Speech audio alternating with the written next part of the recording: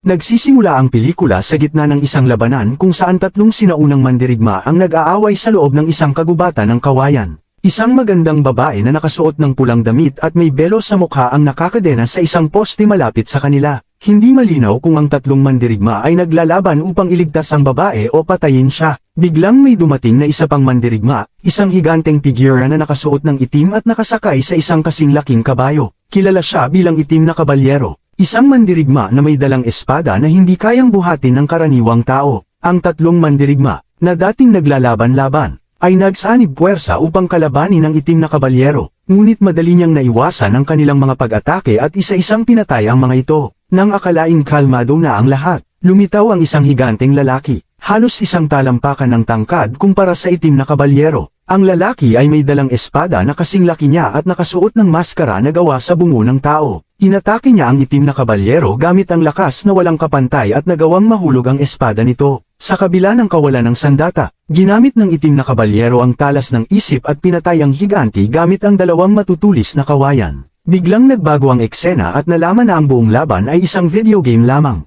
Ang itim na kabalyero ay avatar ng isang binatilyo na nagngangalang Jack Bronson. Nagsasaya siya sa pagkapanalo nang biglang pumasok ang kanyang ina sa silid. Agad niyang isinara ang game window ngunit natuklasan pa rin ito ng kanyang ina. Sa halip na magalit, nag-alala ito at sinabi kay Jack na nahihirapan siya sa trabaho at baka mapaalis sila sa bahay dahil sa hindi nababayarang utang. Hinimok niyang mag-aral si Jack upang makakuha ng scholarship dahil hindi na nila kayang bayaran ang matrikula. Nag-alala si Jack ngunit sinabi niyang makakahanap siya ng paraan. Sa hapon, pumunta siya sa parke ng bisikleta upang mag-isip. Habang nagbibisikleta, iniisip niya kung paano matutulungan ang kanyang ina. May trabaho siya sa isang tindahan ng anti-gang gamit ngunit maliit lang ang kita niya roon. Biglang dumating ang isang grupo ng mga bully na pinamumunuan ni Trey at tinakat siyang umalis. Sa halip na sumunod, binuhusan ni Jack ng lupa ang mukha ni Trey at mabilis na tumakas gamit ang kanyang bisikleta. Naghanap ng taguan si Jack sa tindahan ng anti-gang gamit. Nakita siya ni Mr. Cheng, ang may-ari ng tindahan, at naintindihan ang sitwasyon. Hinimok niyang lumaban si Jack, ngunit sinabi nitong masyado siyang maliit para labanan ang mga bully. Tinulungan ni Jack si Mr. Cheng na ilipat ang bagong dating na mga gamit sa tindahan. Bago matapos ang araw, binigyan siya ni Mr. Cheng ng isang regalo, isang anti-gang basket mula sa Beijing. Kinagabihan, inilagay ni Jack ang basket sa kanyang silid. Habang mahimbing siyang natutulog, biglang nagliwanag ang loob ng basket. Isang sinaunang mandirigma na nagngangalang Zhao ang lumabas mula rito at ginaising si Jack sa pamamagitan ng pagtutok ng espada sa kanyang leeg.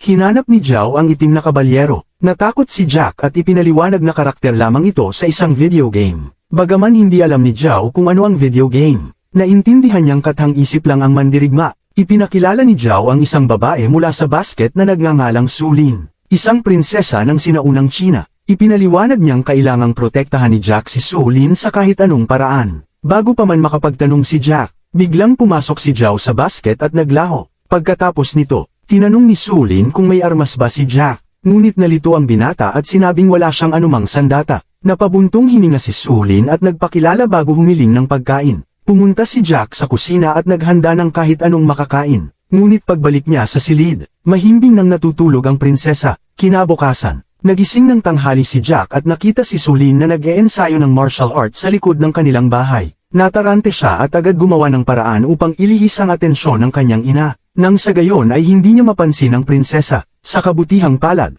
umalis ang ina patungo sa trabaho bago pa man makahalata. Ilang oras ang lumipas. Nagpahayag si Su Lin ng kagustuhang lumabas at makita ang mundo. Pumayag si Jack, ngunit dinala muna niya ito sa isang shopping mall upang makabili ng mga kasuotan na mas angkop sa makabagong panahon. Pagbalik nila sa bahay, nadatnan nilang naghihintay ang ina ni Jack sa kusina at nagulat nang makita ang bagong bisita. Agad gumawa ng kwento si Jack na isa raw itong exchange student mula China. Naniwala naman ang ina at pumayag na manatili si Su Lin sa guest bedroom. Kinabukasan, sinabi ng ina na aalis siya ng ilang araw dahil sa isang work trip. Pinayuhan siya ni Jack na mag-ingat at nangakong panatilihing malinis ang bahay. Sa umpisa, normal lang ang lahat, ngunit bigla na lang. Tatlong maton ang lumabas mula sa basket at inatake ang prinsesa. Bagamat bihasa si Su Lin sa martial arts at kayang depensahan ang sarili, nagkaroon siya ng sandaling pagkalito habang pinuprotektahan si Jack. Dahil dito, nagawa siyang hulihin ng mga kalaban at dalhin pabalik sa basket. Agad kinuha ni Jack ang isang kawali at sinubukang sundan sila. Binuksan niya ang basket at nakita ang isang hagdan pababa sa tila walang katapusang lalim.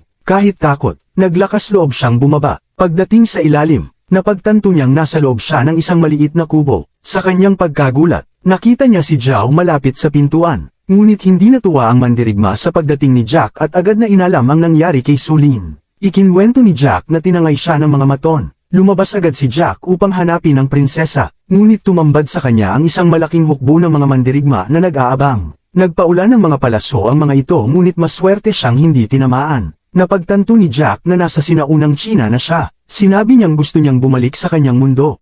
Itinuro ni Zhao ang isang wizard na nagmumuni-muni sa kabilang silid at sinabing ito lamang ang makakatulong sa kanya. Bigla namang nagsimulang umatake ang hukbo sa labas, na siyang gumising sa wizard mula sa pagninilay. Ginamit ng wizard ang kanyang kapangyarihan upang patigilin ang lahat ng mandirigma. Binibigyan sila ng pagkakataon ni Zhao at Jack na makatakas. Habang naglalakad sa mga burol, hiniling ni Jack sa wizard na ibalik siya sa kanyang mundo. Ngunit ipinaliwanag nitong nasira ang basket na nagsisilbing portal. Kailangan niyang gumawa ng bagong portal gamit ang 4 na uri ng kahoy mula sa 4 na magkaibang puno na matatagpuan sa iba't ibang bahagi ng sinaunang China. Nagtanong si Jack tungkol kay Zhao at ikinwento ng wizard ang kasaysayan nito. Isa si Zhao sa 7 batang mandirigma na pinalaki upang protektahan ang emperador. Ang tanging nakatalo sa kanila ay si Eren the Cruel, hari ng mga barbaro. Sa pamamagitan ng panlilinlang, nilaso ni Eren ang mga mandirigma at pinatay ang emperador. Sa huli, sina Prinsesa Sulin at Zhao lamang ang nakaligtas. Dagdag pa ng wizard,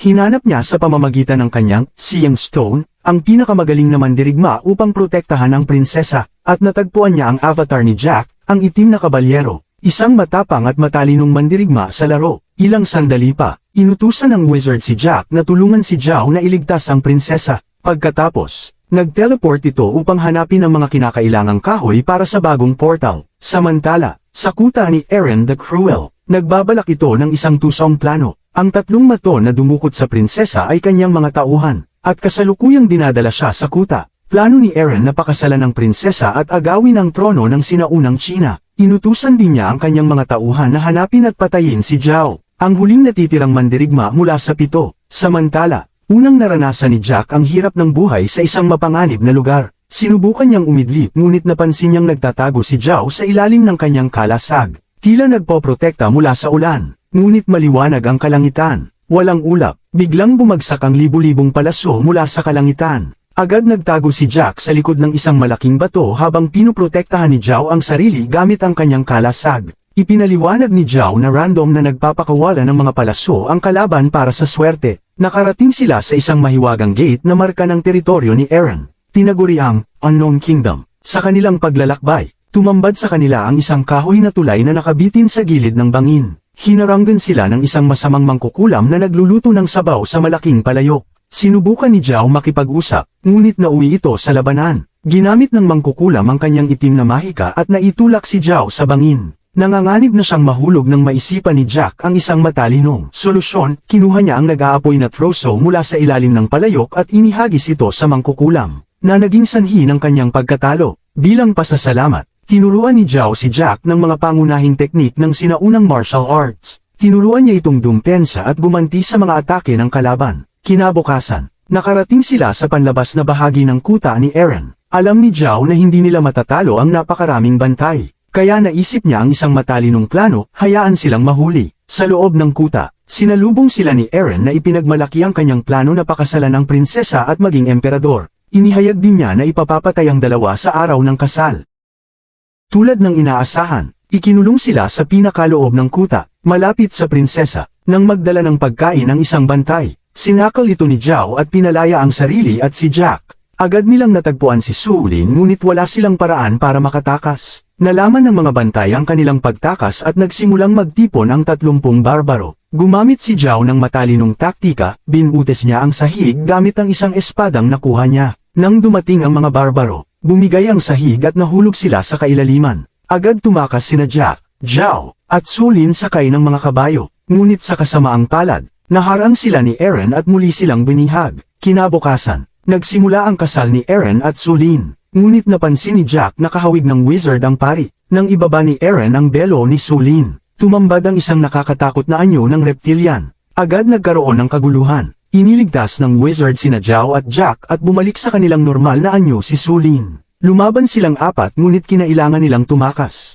Tumalon sina Jack at Sulin gamit ang isang higanteng tirador. Habang nag-teleport ang wizard kasama si Zhao, nagising si Jack sa gitna ng kagubatan. Ngunit muling naabutan sila ni Eren. Sa huling laban, kahit sugatan, nagtagumpay si Jack na talunin si Eren sa pamamagitan ng pagtusok ng matatalim na kahoy sa leeg nito. Sa wakas, natapos ang paghahari ni Eren. Si Sulin ay naging emperoress ng sinaunang China, at si Jack ay bumalik sa kanyang mundo sa pamamagitan ng bagong portal. Sa eskwela, nagawa niyang talunin ang kanyang bully gamit ang natutunang martial arts. Ibinalik niya ang kanyang karanasan sa isang video game at kumita ng $25,000. Sapat upang matulungan ang kanyang ina na hindi mapalayas sa kanilang bahay.